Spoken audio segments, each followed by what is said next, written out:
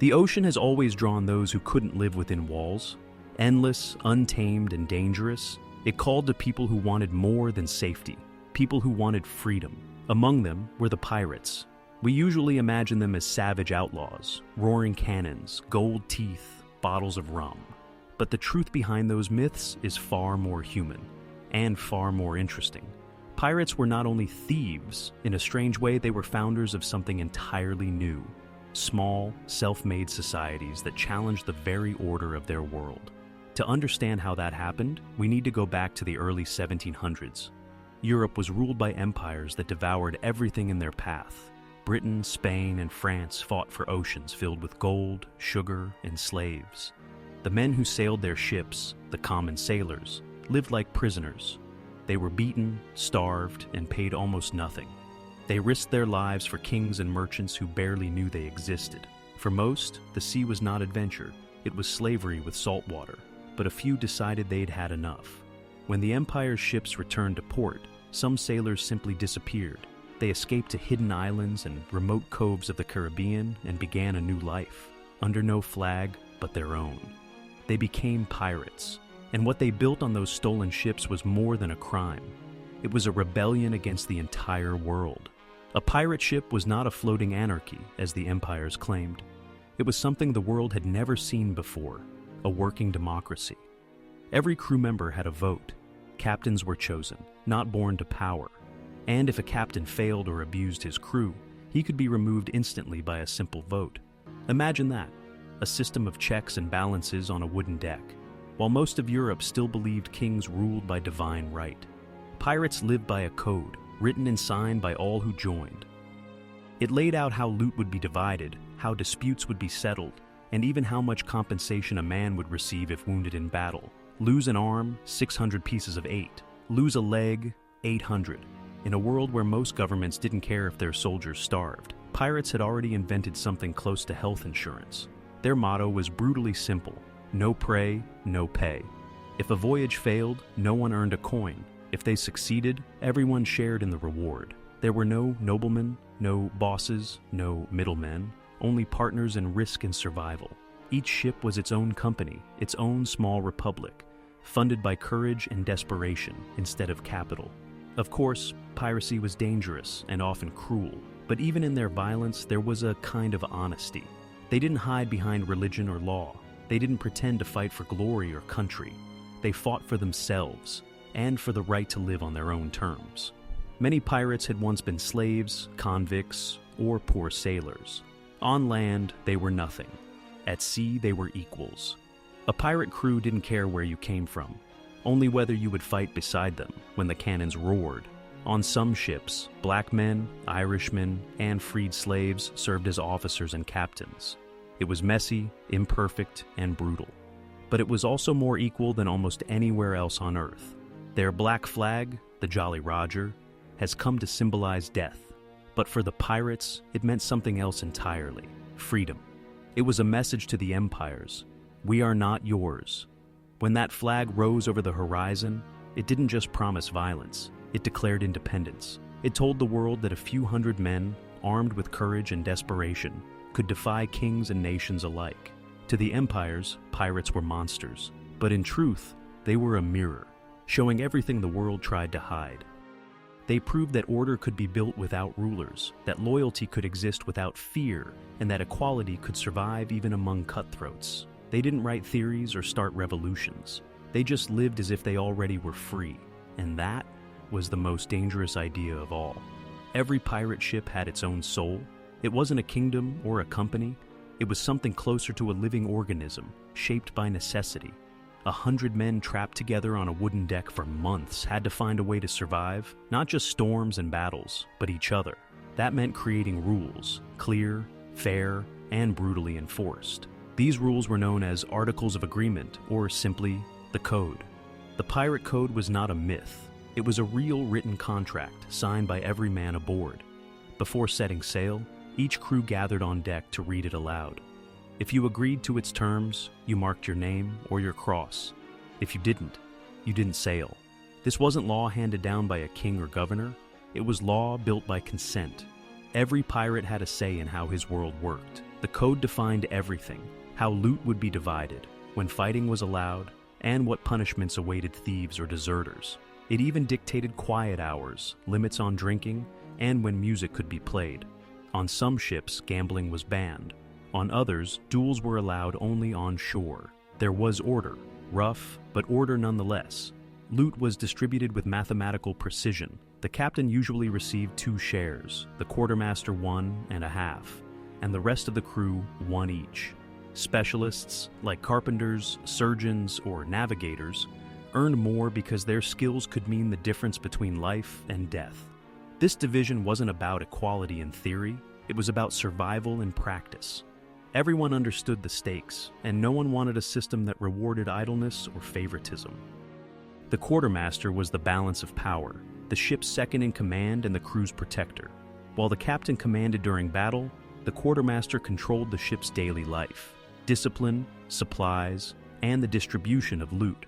If a captain abused his position or made decisions the crew disliked, it was the quartermaster who could call for a vote to remove him. In a world ruled by monarchs, this was almost heresy, a fully functioning democracy floating on the sea. Captains were chosen by merit, not blood. Some, like Edward England and Sam Bellamy, were beloved by their crews for fairness and courage. Others, like Charles Vane, were voted out for arrogance and cruelty. No throne, no divine right, just the consent of the governed. What made this system remarkable was that it worked. Pirate ships were among the most efficient vessels in the world. Their crews were motivated, skilled, and fiercely loyal. There was no forced obedience, only shared purpose. Every man knew that his survival depended on the man beside him. That bond of mutual trust was stronger than any chain. Of course, this freedom came with limits. The penalty for betrayal or theft was often death. The pirate code was harsh because the sea was harsher. But compared to the brutality of naval life under Empire, piracy offered something closer to justice. A sailor in the Royal Navy could be whipped or executed without trial. A pirate had the right to speak, to vote, to challenge authority. Even discipline was democratic. Many codes required that punishments be agreed upon by the crew, not imposed by officers. Some captains, like Roberts and Lowther, even kept logs of votes, an early form of accountability that wouldn't appear in most governments for another 100 years. It's tempting to think of pirates as men driven by greed, but their world was held together by principles. Crude, perhaps, but principles nonetheless. Fairness, loyalty, and consent were the currency that made their small societies function. In that sense, their ships were more than vessels. They were floating experiments, startups of freedom and risk operating in a lawless market where survival was the only measure of success. And like any startup, their greatest challenge wasn't the competition, it was longevity. Because sooner or later, the world of kings and merchants would notice that the outlaws of the sea had built something dangerously powerful, a system that worked without them. For all their talk of freedom, pirates were still driven by one thing: profit.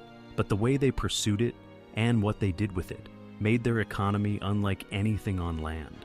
It was capitalism without banks, entrepreneurship without investors, and risk-taking without safety nets. Every voyage was a gamble, every raid a business venture. Success meant riches, failure meant death. Their motto, "No prey, no pay," captured that spirit perfectly. It meant no one was entitled to anything they didn't earn. There were no salaries, no guaranteed income, only results. If the ship returned empty-handed, everyone suffered equally. But if the attack succeeded, the reward was divided with mathematical fairness. Every man, from the captain to the cook, received his share based on the code. That share system created one of the most merit-based economies of the 18th century, one where effort and skill, not birth or title, determined a man's fortune. To understand how radical that was, you have to compare it to life in the Royal Navy. A sailor under the King's flag could serve for years and earn less than a single successful pirate raid. And if he died, his family received nothing. The officers took the glory, the merchants took the profit, and the sailors took the risk. Pirates reversed that equation. They gave risk and reward to the same people. When a pirate ship captured a prize, usually a merchant vessel heavy with cargo, the goods were inventoried, sold, or traded. The money was then divided according to the articles. If gold or silver was found, each man received his portion directly in coin.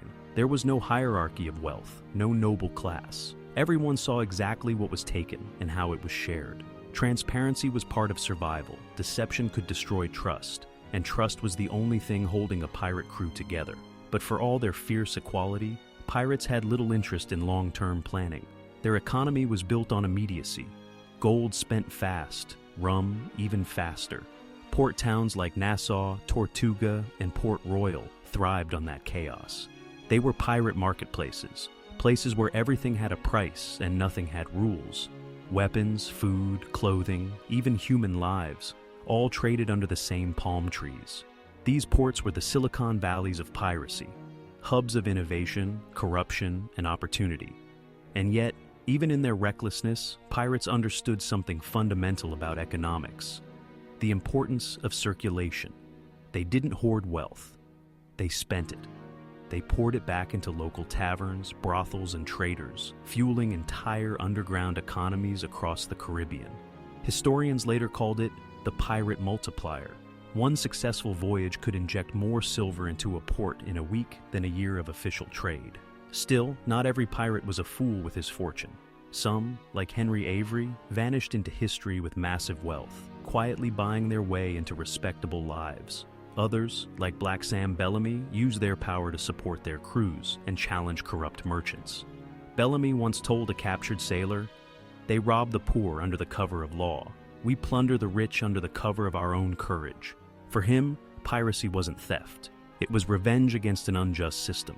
It's easy to romanticize that sentiment, but pirates were practical. Their wealth didn't come from treasure maps or buried chests. It came from understanding value. They targeted the most profitable routes, studied merchant habits, and adapted quickly. Some ships even had navigators who specialized in trade intelligence, knowing when and where the richest cargoes would sail. In a sense, pirates were early data analysts of global trade. They also built informal networks, alliances between crews and captains, that worked like criminal franchises. A successful captain could attract men and ships by reputation alone. His name was his brand, his black flag, his logo. Some captains became legends not because they were the most violent, but because they were the most reliable partners. In an age before contracts, reputation was everything. But the pirate economy was never built to last. It burned too hot, too fast. Without a system to reinvest or protect wealth, it depended entirely on new raids to stay alive. When trade routes changed or naval power grew stronger, the flow of loot dried up, and so did the dream. The same mobility that made pirates powerful also made them unstable. By the 1720s, most pirate republics had collapsed. Nassau was taken by the British. Tortuga faded into myth. The oceans that once belonged to outlaws became safe again for merchants and empires. Yet, even as the world erased their flags, the pirates left behind something indestructible. An idea that power could come from cooperation, not authority. That wealth could be shared, not hoarded. And that freedom, no matter how brief, was worth the risk. Their economy may have vanished beneath the tides, but their principles, boldness, risk-taking, and the belief that success belongs to those who dare, are still the same forces driving innovation today. Piracy was never meant to last. The world of the early 18th century was changing. European empires grew stronger, navies became more disciplined, and trade routes better defended. The freedom pirates had carved out on the high seas faced inevitable pressure from guns, treaties, and money. But even as their fleets dwindled, the ideas they lived by refused to sink. By the mid-1720s, most pirate strongholds had fallen. Nassau was retaken by the British. Tortuga faded into legend. Many pirates were captured and hanged, their black flags replaced by the Union Jacks and royal banners of empires. Yet their story did not vanish with their ships. Pirates left behind a blueprint, a vision of society built on consent, fairness, and shared purpose. They proved that a small, motivated group could organize itself efficiently without kings or governors, that risk and reward could be divided equitably, and that courage and skill could outweigh birth and privilege. What makes piracy remarkable is that it was an entirely functional system born from chaos. It combined governance, economics, and social order in a setting where traditional institutions had no authority. The Articles of Agreement were early constitutions. Their loot-sharing system was a primitive yet surprisingly effective form of profit sharing. The balance between captain and quartermaster was a lesson in accountability and checks and balances. Every successful raid was a microeconomy, every ship a living corporation operating without investors or banks. Even today, echoes of pirate ingenuity appear in unexpected places. Modern startups share many of the same principles. Teams are chosen for skill and trust, not seniority. Decision-making is often collaborative, with accountability clearly defined. Equity and profit sharing reflect merit, not rank. And, like pirates, founders take enormous risks, relying on creativity, teamwork, and adaptability to survive in unpredictable markets. The parallels are striking, though with less cannon fire. Pirates also left a cultural mark that shaped storytelling, imagination, and even the way we think about freedom. They became symbols of defiance against oppressive systems, legends of individuality, courage, and cleverness. The romanticized images, black flags, parrots, buried treasure, endure because, at their core, pirates represent something timeless. The desire to live by your own rules, to claim agency in a world that limits choice, to carve a path even when the odds are stacked against you. And yet, their story is also a cautionary tale. The pirate life was exciting but brutal. Most men died young by sword, sickness, or execution. Their startup society was fragile, dependent on constant risk and opportunity. Without the flow of loot and the fear of capture, the system could not sustain itself. The same boldness that made them legends also ensured that most would leave no descendants or lasting empire. Freedom, in their world, was expensive. But perhaps that is why pirates endure in history and imagination. Their society was imperfect, violent, and temporary. Yet it was real. They lived by rules they themselves created. They balanced freedom with responsibility, individual ambition with collective survival. And they proved that even on the margins of civilization, people could build systems that worked, that inspired, and that challenged the old order. The oceans have long reclaimed their ships, and centuries of empire have erased the flags from the horizon. Yet, the principles pirates demonstrated, ingenuity, cooperation, courage, and accountability, still resonate. They remind us that sometimes the most powerful lessons come not from governments or textbooks, but from those willing to risk everything for freedom. That success belongs not to those who inherit power, but to those who take it, share it, and defend it together. So when we think of pirates, we should look beyond the myths of treasure and violence. Look at their society, their economy, their code. See the first start-uppers of history, people who dared to organize, to innovate, and to live on their own terms. Their ships may have sunk, but their ideas continue to float on every horizon where courage, freedom, and enterprise meet.